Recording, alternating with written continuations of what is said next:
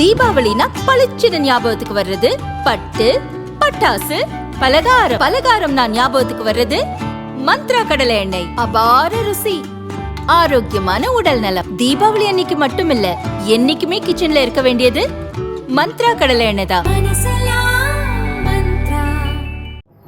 வணக்கம். செய்தி சுருக்கம். சுப்ரீம் கோர்ட்டின் புதிய தலைமை நீதிபதி சூரியகாந்த். ஜனாதிபதி முர்மு அறிவிப்பு. சுப்ரீம் கோர்ட் தலைமை நீதிபதியாக உள்ள BR கவாய் பதவிக்காலம் நவம்பர் 23ஆம் தேதியுடன் முடிவடைகிறது. இதனால் அடுத்த தலைமை நீதிபதியை பரிந்துரைக்கும்படி மத்திய சட்ட அமைச்சகம் அவரிடம் கேட்டிருந்தது. அதன்படி சுப்ரீம் கோர்ட்டின் அடுத்த தலைமை நீதிபதியாக மூத்த நீதிபதி சூரியகாந்தை நியமிக்கும்படி BR கவாய் பரிந்துரைத்தார். அவரது பரிந்துரையை ஏற்ற ஜனாதிபதி திரௌபதி முர்மு சுப்ரீம் கோர்ட்டின் 53வது தலைமை நீதிபதியாக சூரியகாந்தை நியமித்து உத்தரவு பிறப்பித்துள்ளார். இவர் நவம்பர் 24ஆம் தேதி பதவியேற்பார் என்றும் அறிவித்துள்ளார். சூரியகாந்த் 2027 பிப்ரவரி 9 வரை தலைமை நீதிபதியாக பதவி வகிப்பார். ஹரியானா மாநிலத்தைச் சேர்ந்த இவர் இளம் வயதில் ஹரியானா அரசின் தலைமை வழக்கறிஞராக நியமிக்கப்பட்டார். 2004இல் ஹரியானா மற்றும் பஞ்சாப் ஹைகோர்ட் நீதிபதியாக அவர் பொறுப்பேற்றார். 2018 அக்டோபரில் ஹிமாச்சல பிரதேச ஹைகோர்ட் தலைமை நீதிபதியாக நியமிக்கப்பட்டார். 2019 மே 24இல் சுப்ரீம் கோர்ட் நீதிபதியாக நியமிக்கப்பட்ட சூரியகாந்த் நவம்பர் 24இல் தலைமை நீதிபதியாக பதவியேற்க உள்ளார். ஜம்மு காஷ்மீருக்கு சிறப்பு அந்தஸ்து அளித்த சட்டப்பிரிவு 370 நீக்கம், பேச்சு சுதந்திரம் உட்பட பல்வேறு முக்கிய தீர்ப்புகளை வழங்கியுள்ளார். மக்களின் நிலங்களை பறிப்பவர்கள் தொழிற்சாலைக்கு நிலம் தருவார்களா? காங்கிரஸ் RJDயை கிழித்த மோடி. பீகாரில் சட்டசபை தேர்தல் நவம்பர் 6, 11 ஆகிய தேதிகளில் நடக்கிறது. லோக்சபா எதிர்க்கட்சித் தலைவர் ராகுல் பீகாரில் நேற்று ஒரு பிரச்சார கூட்டத்தில் பேசினார். அப்போது பிரதமர் மோடி ஓட்டுக்காக சத் பண்டிகையை பீகார் மக்களை அவமதிக்கிறார். ஓட்டுக்காக அவர் டான்ஸ் கூட ஆடுவார் என ராகுல் கூறினார். ராகுலின் இந்த விமர்சனத்துக்கு பிரதமர் மோடி பதிலளித்தார். முசாஃபூர் நகரில் இன்று நடந்த கூட்டத்தில் அவர் பேசியதாவது: சத் பண்டிகையை யுனெஸ்கோவின் உலக பாரம்பரிய பட்டியலில் சேர்ப்பதற்காக நாங்கள் முயற்சி செய்கிறோம். ஒருபுறம் நான் சத் பண்டிகை வாழ்க என்ற கோஷத்தை உலகம் முழுவதும் கொண்டு செல்ல பாடுபடுகிறேன். மறுபுறம் காங்கிரசும் RJD கட்சியும் இந்த பண்டிகையை கேலி செய்து அவமதிக்கின்றன. ஓட்டுக்காக சத் பண்டிகையை யாராவது அவமதிப்பார்களா? நாடு இந்த அவமானத்தை ஏற்குமா? தண்ணீர் கூட குடிக்காமல் விரதம் இருக்கும் பீகார் தாய்மார்கள் இதை பொறுத்துக் கொள்வார்களா? துப்பாக்கி கலாச்சாரம், மக்களை கொடுமைப்படுத்துதல், வெறுப்புணர்வு, தவறான ஆட்சி மற்றும் ஊழல் செய்தல் ஆகிய 5ம் RJD மற்றும் காங்கிரசின் அடையாளங்கள். இவை காட்டாட்சியின் அடையாளங்கள். மக்களின் நிலத்தை அபகரிப்பவர்கள் எப்படி பீகாரில் தொழிற்சாலைகளுக்கு நிலம் வழங்குவார்கள்?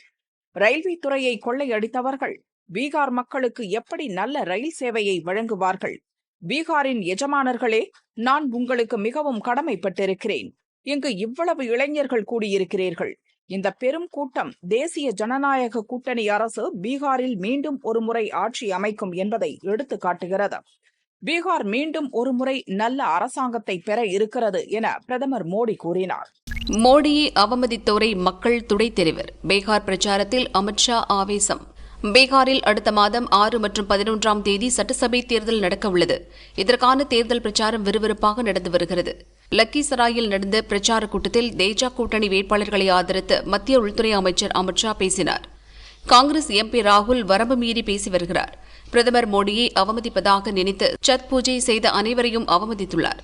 தேவி சத் மாதாவை அவமதித்தவர்களை பீகார் மக்கள் மன்னிக்க மாட்டார்கள். சத் பூஜையை நாடகம் என விமர்சிக்கும் ராகுலுக்கோ அவரது தாய்க்கோ அதன் மகத்துவம் புரியாது. பீகாரில் RJD காங்கிரஸ் கூட்டாட்சியில் ரவுடிகள் ராஜ்யம் நடந்தது. ஊழல்வாதிகளை மக்கள் புறக்கணித்தனர்.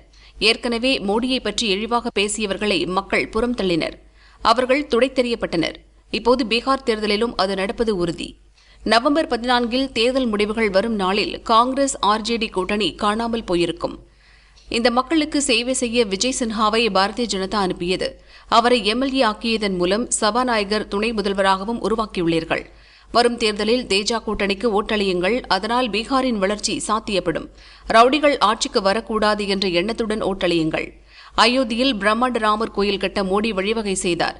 தற்போது 830 கோடி ரூபாய் செலவில் பீகாரில் சீதைக்கு கோயில் கட்டப்பட உள்ளது. பீகார் மக்களின் வளர்ச்சிக்காகவும் அனைத்து தரப்பு மக்களின் நலன் காக்கவும் தேஜா கூட்டணிக்கு மக்கள் ஓட்டளியுங்கள் என அமித்ஷா பேசினார். இளைஞர்களின் எதிர்காலத்தை சிதைத்த திமுக அரசு எல். முருகன் கண்டனம். நகராட்சி நிர்வாகப் பணி நியமனங்களில் பல கோடி ரூபாய் மோசடி நடந்ததாக தமிழக போலீஸ் டிஜிபிக்கு அமலாக்கத்துறை கடிதம் எழுதியது பரபரப்பை ஏற்படுத்தியது. இந்த மோசடி குறித்து தமிழக போலீசார் விசாரித்தால் உண்மை வெளிவராது, சிபிஐ விசாரணைக்கு உத்தரவிட வேண்டும் என மத்திய அமைச்சர் எல். முருகன் தெரிவித்துள்ளார். அவரது அறிக்கை: அரசு பணி என்ற கனவுடன் இருக்கும் லட்சக்கணக்கான இளைஞர்களுக்கு இந்த செய்தி தலையில் பேரிடியாக உள்ளது. அரசு வேலைகளுக்கு பெரிய அளவில் லஞ்சம் வாங்கி பணம் குவிக்கும் திமுகவினர் திறமையுள்ள ஏழை இளைஞர்களுக்கு அரசு வேலை கிடைப்பதையும் தடுத்துள்ளனர். தமிழக இளைஞர்களின் எதிர்காலத்தை திமுக அரசு சிதைத்துள்ளது. நகராட்சி நிர்வாகத்துறை பணி நியமனங்களில் நடந்துள்ள ஊழல்கள் தொடர்பாக அமலாக்கத்துறை அனுப்பியுள்ள ஆதாரங்களின் அடிப்படையில் முதல்வர் ஸ்டாலின் தலைமையின் நேரடி கட்டுப்பாட்டில் இயங்கும் காவல்துறை வழக்கு பதிவு செய்து நடவடிக்கை எடுக்கும் என எதிர்பார்க்க முடியாது. அப்படி பெயரளவுக்கு வழக்கு பதிவு செய்தாலும் அது ஊழலை மூடிமறைக்கும் மோசடி நாடகமாகவே அரங்கேறும். தமிழகத்தை அதிர வைக்கும் இந்த பணி நியமன ஊழல் வழக்கை தமிழக காவல்துறை விசாரித்தால் நியாயம் கிடைக்காது என்பதால் சிபிஐ விசாரணை நடத்தப்பட வேண்டும். எனவே திமுக அரசு இந்த வழக்கை சிபிஐக்கு மாற்றி உத்தரவிட வேண்டும் என எல். முருகன் வலியுறுத்தியுள்ளார். 3671 பள்ளிகளில் ஒரு ஆசிரியர் மட்டுமே. தமிழக பாரதிய ஜனதா முன்னாள் தலைவர் அண்ணாமலையின் அறிக்கை. தமிழக பள்ளி மாணவர்களின் இடைநிற்றல் சதவீதம் சென்ற ஆண்டை விட மிகவும் அதிகரித்திருப்பதாக மத்திய கல்வி அமைச்சகம் அறிக்கை வெளியிட்டுள்ளது. கல்வித்துறையில் தமிழகத்தை மிகவும் பின்தங்கிய நிலைக்கு தள்ளியுள்ளது இந்த திமுக அரசு. 2020-21 தொடக்கப் பள்ளிகளில் 0.6% இருந்த இடைநிற்றல் விகிதம் இன்று 2.7% அதிகரித்துள்ளது. உயர்நிலைப் பள்ளிகளில் 6.4 8.5% உயர்ந்துள்ளது. தனியார் பள்ளி மாணவர்களுக்கு கிடைக்கும் மும்மொழி கல்வி உள்ளிட்ட வாய்ப்புகள் ஏழை எளிய அரசு பள்ளி மாணவர்களுக்கு மறுக்கப்படுகிறது. தனியார் பள்ளிகளில் எங்கும் நடக்காத ஜாதிய மோதல்கள் தமிழக அரசு பள்ளிகளில் மட்டுமே நடக்கின்றன. கல்வித்துறை அமைச்சரின் சொந்த மாவட்டம் உட்பட பல இடங்களில் அரசு பள்ளிகளில் கட்டிடமே இல்லை. மரத்தடியில் வகுப்புகள் நடத்துவதும் திமுக கட்சிக்காரர்கள் கட்டும் தரமற்ற கட்டிடங்கள் இடிந்து விழுவதும் நடக்கிறது. இது தவிர அரசின் விளம்பர நிகழ்ச்சிகளுக்காக அரசு பள்ளிகளுக்கு விடுமுறை விடும் கொடுமையும் திமுக ஆட்சியில்தான் நடந்தேறுகிறது. தமிழகத்தில் 3671 பள்ளிகளில் ஒரு ஆசிரியர் மட்டுமே பணியில் இருக்கிறார். தனியார் பள்ளிகளில் மாணவர் சேர்க்கை ஒவ்வொரு ஆண்டும் அதிகரித்துக் கொண்டே இருக்கிறது. அரசு பள்ளிகளில் 1ஆம் வகுப்பு சேரும் மாணவர்கள் எண்ணிக்கை 2.39 லட்சமாக இருக்கையில் தனியார் பள்ளிகளில் கிட்டத்தட்ட 2 மடங்காக 5.26 லட்சம் பேர் சேர்கின்றனர்.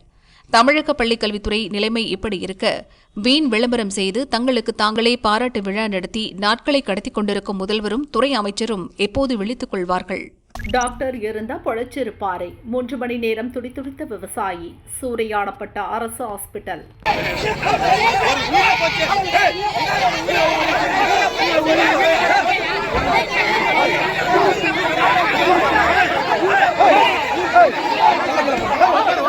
கடலூர் மாவட்டம் வேப்பூர் அடுத்த மங்களூரை சேர்ந்தவர் செந்தில்குமார் வயலில் வேலை செய்தபோது பாம்பு கடித்துள்ளது.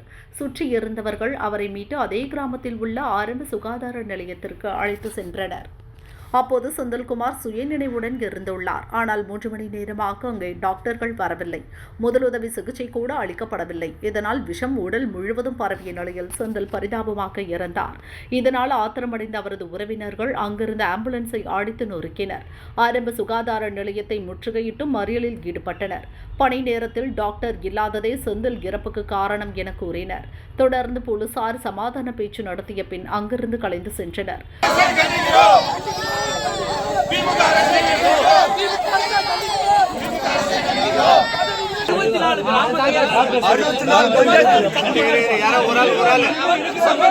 எல்லாருமே வந்து மக்கள் பிரதிநிதி தான் வந்தாங்க, அவங்க கிட்ட சொல்லியிருக்கிறாங்க. இப்போ அவர் ஆல்ரெடி வந்து இந்த உழவர் பாதுகாப்பு இந்த மாதிரி விஷயங்கள் 1 லட்சம் தருவோம், அந்த மாதிரி அதுக்கப்புறம் எக்ஸ்ட்ரா ஒன்றும் அப்படிலாம் இல்லை.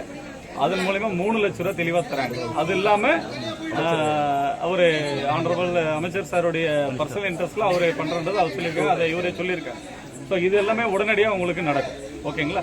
இதுக்கப்புறம் வந்து இந்த மாதிரி நிகழ்வுகள் இருக்காத அளவுக்கு காவல்துறையும் வருவாய்த்துறையுமே இதை வந்து இந்த இடத்துல இதை தொடர்ச்சியாக பண்றாங்களா அப்படின்றத பார்க்கும். உரிய நேரத்தில் சிகிச்சை அளிக்க டாக்டர் இல்லாமல் விவசாயி செந்தில்குமார் இறந்ததற்கு அரசியல் கட்சி தலைவர்கள் கண்டனம் தெரிவித்தனர். அரசு ஹாஸ்பிட்டலில் தொடர்ச்சியாக நடக்கும் அவலங்கள் குறித்து சுட்டிக்காட்டினர். இந்த நிலையில் பாம்பு கடித்து இறந்த செந்தில்குமார் குடும்பத்திற்கு 3 லட்சம் ரூபாய் நிவாரணம் வழங்கப்படும் என முதல்வர் ஸ்டாலின் அறிவித்துள்ளார்.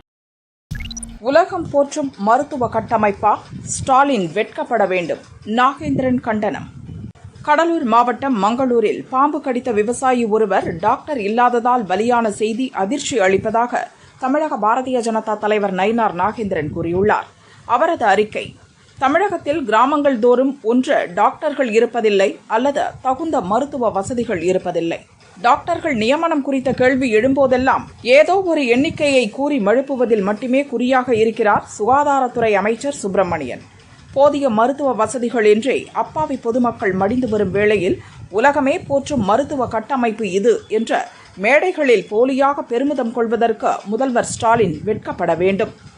விளம்பர திட்டங்களை அறிவித்த நலம் காக்கும் ஸ்டாலின் என்ற பெயர் சூட்டி விளம்பரம் தேடுவதற்கு பதில் ஆட்சி முடியும் தருவாயிலாவது மக்கள் உயிரை பாதுகாக்கும் விதமாக அடிப்படை மருத்துவ வசதிகளை திமுக அரசு மேம்படுத்த வேண்டும். அது ஒன்று மட்டுமே இதுவரை பல உயிர்களை காவு வாங்கிய பாவம் புரிந்ததற்கு தகுந்த பிராயச்சித்தமாக அமையும் என நயினார் நாகேந்திரன் தெரிவித்துள்ளார்.